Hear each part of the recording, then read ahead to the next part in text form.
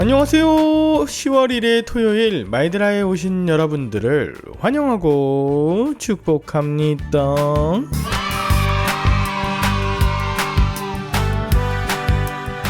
오늘은 10월의 첫날입니다. 처음의 마음, 본래의 의도를 지켜가기란 참 쉽지 않은 것 같아요. 그리고 무엇이든 그 처음 마음인 본질을 쉽게 잃어버리기 참 쉬운데요. 하나님을 향한 경건한 사랑도 그 안에 사랑과 은혜가 빠지면 알맹이 없는 껍데기처럼 생기 없는 메마름의 단계에 이를 수 있겠죠. 오늘 10월의 첫날 이 말드라가 우리 마음을 새롭게 하시고 또 그 첫 마음을 회복시키는 그런 은혜의 시간이 되길 바라는 마음을 담아 오늘도 힘차게 말드라를 시작해 보도록 하겠습니다. 자, 출발!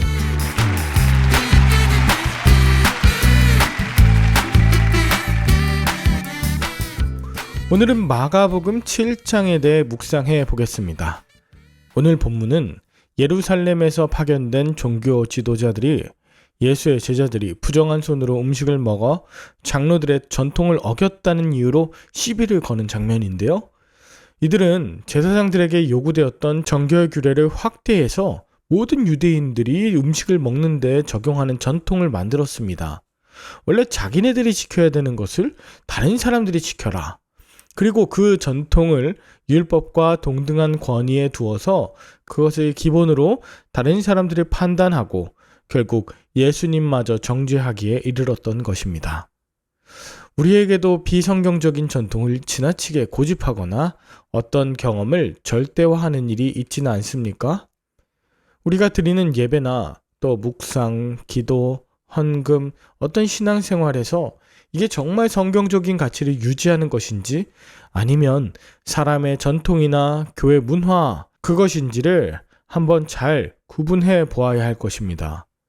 왜냐하면 예수님께서는 이사야의 말씀을 인용하시면서 하나님의 말씀과 사람의 전통을 동등하게 놓지 말라고 분명하게 말씀하시거든요. 당시 종교 지도자들은 부모에 대한 공경을 하지 않는 것을 고르반, 즉 이것은 하나님께 드린 바 되었다. 이렇게 해서 하나님께 드린다고 하면서 자기의 부모를 섬기지 않는 것을 정당화했습니다. 즉 겉으로는 하나님에 대한 공경의 전통을 표방한 것 같지만 그 마음과 그 본질은 탐욕, 권위의식, 자기중심적인 기득권이 가득했던 것이죠. 그러나 하나님을 빌미로 하나님께서 말씀하신 것 회피하고 또 더 나아가 다른 사람들을 판단하고 정죄하는 것은 결국 하나님을 빙자한, 하나님을 조롱하고 하나님마저 정죄하는 일이 될 것입니다. 예수님은 진정 사람을 더럽게 하는 것이 무엇인가? 먹는 것, 입으로 들어가는 것이 아니라 안에서 나오는 것이다. 즉, 음식과 같이 외적인 것이 아니라 이 안에 음란한 간음, 도둑질, 살인, 탐욕, 속임, 음탕, 질투, 비방, 교만, 우매함과 같은 이런 더러운 마음들이라고 구체적으로 말씀하세요. 이것은 10계명에서 5에서 10번째 계명에 해당하는 것입니다. 예수님은 이런 악행들의 뿌리가 바로 그들의 악독한 마음에 있음을 강조하십니다. 마찬가지로 우리의 마음을 정결하게 하는 것은 외적인 규례가 아니라 예수님을 마음에 모시고 예수님을 따르는 것임을 잊지 마십시오. 그런 의미에서 나의 신앙의 전통, 종교 행위들을 한번 점검해 봅시다. 내가 지킨다고 하는 말씀이 결국 하나님의 말씀을 따르지 않고 회피하는 데 이용하고 있진 않는지 늘 말씀에 비답해 정직하게 서시기를 힘쓰시길 바랍니다. 이어서 또 다른 이야기들이 본문 24절부터 나오는데 당시 유대인들이 부정하다고 여겼던 이방 땅 그리고 이방인 시리아 페니키아 사이에서 난 수로보니게 여인의 딸을 치유하시는 이야기가 나옵니다. 예수님은 이 사건을 통해 의도적으로 이방 땅 두로에 있는 수로보니게 여인에게 찾아가셔서 이방인과 유대인 사이에 존재하는 장벽을 무너뜨리시고 또 하나님의 통치가 그곳에 임하는 것을 보여주시는 것입니다. 그리고 마지막으로 예수님은 귀 먹고 어눌한 자를 치유하시는데 이 이야기 역시 하나님의 나라가 이방 지역 또 장애를 입고 상처에 눈물을 흘리고 있는 그들에게도 실현됨을 구체적으로 보여주시는 사건이죠. 예수님은 그 청각장애인을 데리고 한적한 곳으로 가셔서 당신의 손가락을 그의 귀와 혀에 대시고 하늘을 우러러 탄식하시며 그를 치유하셨습니다. 예수님의 탄식이요, 또 목자 없는 양과 같은 무리를 향한 애통임과 동시에 그가 알아들을 수 있도록 하게 하는 일종의 몸의 언어였습니다.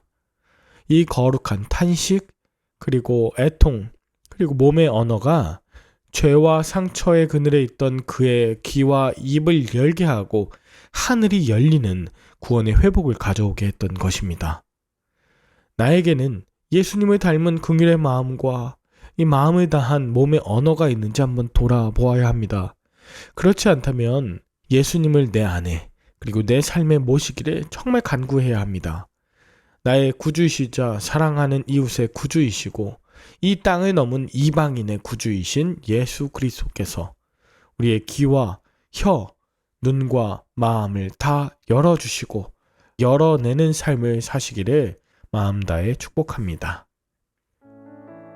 여러분은 오늘 무엇을 느끼셨나요?